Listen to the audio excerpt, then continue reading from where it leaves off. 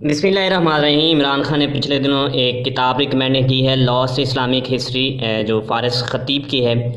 اتنی زیادہ کتابیں ہونے کے باوجود عمران خان نے یہ کتاب ہی کیوں ریکمینڈ کی؟ یہ صرف 165 صفحات کی کتاب ہے، اور یہ جو لاسٹ پبلیکیشن ڈیٹ اپڈیٹ ہیں اس کی وہ ہے 2017، اور یہ آؤٹ آف سٹاک ہے اس وقت۔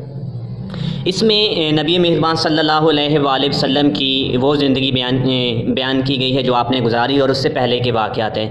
اس نے بتایا کہ عرب کے لوگ اپنے آپ کو محفوظ رکھنے کے لیے قبائل کی شکل میں رہتے تھے اور ایک صحرا میں رہتے تھے۔ اس وقت رومن امپائر اور پرشین امپائر موجود تھیں، تو صحرا ہونے کی وجہ سے کوئی ان سے لڑتا نہیں تھا اور اس طرف کوئی آتا بھی نہیں تھا۔ پھر نبی مہربان صلی اللہ علیہ وسلم پیدا ہوئے، کس طرح سے جلدی آپ کی والدہ کی وفات ہوئی وہ دکھایا گیا، اور کس طرح سے آپ کی پرورش ہوئی۔ اور اس کے بعد یہ ہے کہ نبی مہربان صلی اللہ علیہ وآلہ وسلم جو تھے ان کی پرورش کے بعد دکھایا گیا کہ کس طرح آپ طائف کی وادی میں گئے، کس طرح آپ کو لہو لہان کر دیا گیا، اور کس طرح سے حضرت جبرائیل آئے اور کہا کہ اگر آپ کہیں تو میں دونوں وادیوں کو ملا دوں، تو آپ نے کہا نہیں، یہ نہیں تو ان میں سے اسلام کی خدمت کرنے والے آئیں گے، اور ایسا ہی ہوا۔ پھر آپ کو پتہ چلا کہ مدینہ میں آپ کے چاہنے والے بڑھتے گئے، تو آپ کو وہاں سے دعوت آئی کہ مکہ میں لوگ آپ کے ساتھ کوآپریٹ نہیں کر رہے، تو آپ ہجرت کر گئے۔ اور ہجرت کے بعد 3 غزوات کا ذکر ہے اس کتاب کے اندر، دا لاسٹ اسلامک ہسٹری کے اندر۔ اس کے علاوہ حضرت خدیجہ کے حوالے سے لکھا ہے کہ جب وحی آئی آپ پریشان تھے تو اپنے کزن کے پاس لے گئی، اور کزن نے بتایا کہ آپ نبی ہیں۔ اچھا جی، اس کے بعد جب آپ اپنے 1500 ساتھیوں کے ساتھ حج کے لیے مکہ آئے، تو وہ لکھا ہوئے حدیبیہ کے مقام پہ رکے، اور آپ کے ساتھ 1500 جان نثار موجود تھے جو بالکل نہتے تھے۔ تو مکہ والے جنگ تو نہ کی، تو ایک معاہدہ کیا، اور وہ معاہدہ نبی مہربان صلی اللہ علیہ وسلم کے تاریخی ثابت ہوا، اور یہ سب حضرت صلی اللہ علیہ وسلم کی حکمت عملی تھی۔ اس کے حدیبیہ کے بعد انہوں نے حدیبیہ کا جو وہ پیپر تھا وہ اس کی انہوں نے نہ پاسداری کی، اور انہوں نے اسے توڑ دیا۔ تو نبی کریم صلی اللہ علیہ وسلم پھر مکہ 1 لاکھ ساتھیوں کے ساتھ، اور پھر مکہ فتح ہو گیا۔ اور پھر آپ کی وفات کے بعد یہاں 4 خلیفوں کا ذکر ہے، حضرت ابو بکر کے بارے میں ہے، حضرت عثمان کے بارے میں ہے، حضرت عمر کے بارے میں، اور حضرت علی کے بارے میں ہے۔ اور پھر لکھا ہے کہ کس طرح سے جو مسلمان کذاب جعلی نبی نے سر اٹھایا، تو حضرت ابو بکر نے خالد بن ولید کو بھیجا۔ تو آپ جانتے ہیں حضرت خالد بن ولید کبھی بھی خالی ہاتھ نہیں لوٹے، 100 سر کو بھی کی۔ اور پھر حضرت ابو بکر کے بارے میں ہے کہ قرآن مجید کے آپ نے نسخے اکٹھے کیے، جو ہڈیوں پہ تھے، پتوں پہ، چمڑے تھے، انہیں اکٹھا کیا، اور پھر جو حضرت عمر کو سونپا۔ اچھا، حضرت عمر کا دور ہے کہ کس طرح سے انہوں نے پوری دنیا میں فتوحات کیں، اور جو علاقے فتح کیے ان میں شامل تھا عراق تھا، ان میں سیریا تھا، اس میں فلسطین تھا، اور افغانستان کے کچھ علاقے تھے۔ اور ان کے بعد پھر حضرت عثمان غنی کا دور ہے، اور عثمان غنی بنو امیہ کو بہت زیادہ نوازا تھا ان کا۔ اچھا، یہ کتاب کی خوبی ہے کہ مثبت لکھ رہی ہے سارا، کہیں بھی منفی چیزیں نہیں دکھائی گئی۔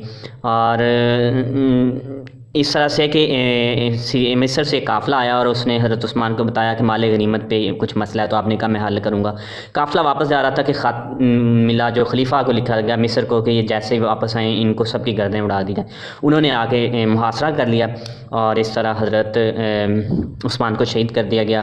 اور پھر انہی لوگوں نے حضرت علی سے درخواست کی خلیفہ بنے، پہلے تو آپ نہیں بن رہے تھے، پھر آپ نے وقت کی ضرورت کو پیش نظر خلیفہ بنے، تو آپ پہ ایک پریشر تھا کہ آپ حضرت عثمان کے قاتلوں کو سزا دیں۔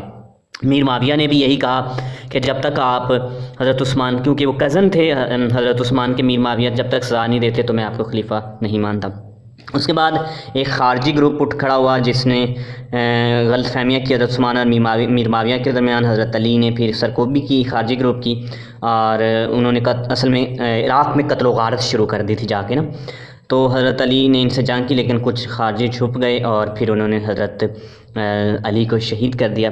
پھر میر معاویہ کا دور ہے، اور پھر حسن اور حسین کی زندگیاں ہیں، عباسی خاندان کے بارے میں لکھا ہوا ہے۔ یہ کتاب واقعی شاہکار ہے، ایک چھوٹی سی کتاب، اور تاریخی لحاظ سے یہ بہت ہی خوبصورت، مختصر اور جامع ہے، جو اسلام کی تاریخ اور تہذیب کو بیان کرتی ہے۔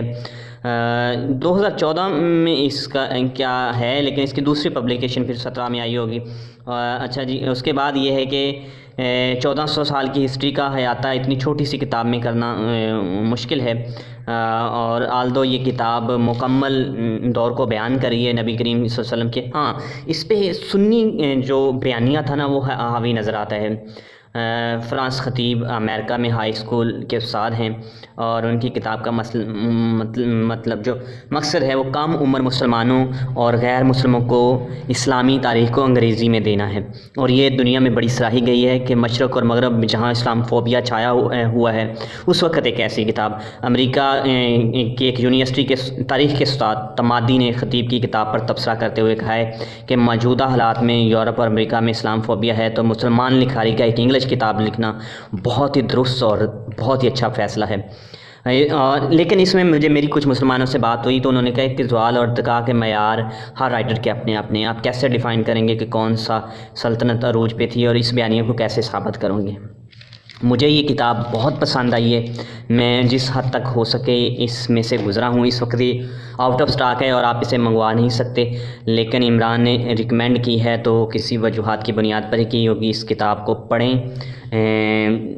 یہ ہم جو ارطغرل دیکھ رہے ہیں اس کے بعد یہ کتاب واقعی ایک شاہکار ہے، اور میں دیکھ رہا ہوں کہ عمران مسلمانوں میں ایک روح پھونک رہے ہیں کہ وہ اپنی ہسٹری سے جڑ رہے ہیں اور اسلامک سویلائزیشن سے محبت کرنے لگے ہیں۔ مجھے پتہ چلا ہے کئی لوگوں نے گھوڑے خرید لیے ہیں ارطغرل دیکھنے کے بعد، ننھے بچے اسلامی روایات کی زبان بولنے لگے ہیں۔